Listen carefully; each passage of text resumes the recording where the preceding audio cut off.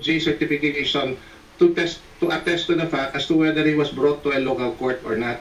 He was there all throughout, as he has in fact admitted. So all he has to do is, hindi po inilabas yung former president to be brought to a local court. I think that would have been sufficient for him to say. But he keeps on saying that he does not know. Kasi ang tamang sagot, no. Hindi po ba? Ang tamang sagot, no. At alam niyang no. Kailanman hindi dinala sa husgado. Tama po ba? I agree with that, Madam Chair, that the proper answer to this question would have been no. Thank you, Attorney Delgra. Ambassador Lacanilao? Yes, ma'am.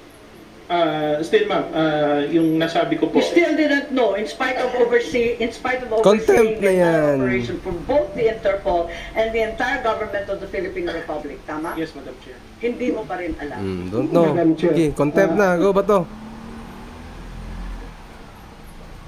Last chance mo. Okay, go. Last chance. Ambassador Lacanilao. Giving you the chance to Sige. say the truth. Patay ka. Hindi mo alam. Opo. Hindi mo alam na hindi siya dinala. Opo. Nasaan ka? Ikaw Sa airport. Saan ka doon sa airport? Nandun ka sa picture? Dun ho sa tube. Oh. Tapos So, sa tube ka pa? Sa tube. Sumalubong ka doon sa aeroplano, sa tube. Hanggang dinala siya sa Billabong, kasama ka. Sa 250? Oo. Sa 250, umalis ho ako eh. Saan ka pumunta? Dun ho sa likod. Kasi meron hong waiting area dun Sa sa likod likod. lang. Sa likod lang, Pero pero- umalis. So hindi na ho ako nag-intervene after nun eh. Hindi mo alam na hindi siya dinala.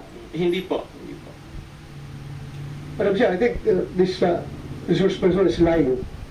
Contempt. Yes, that seems clear. Secretary Remulla, you wanted to add to the false testimony. Again, the form that he was made to answer is an extradition.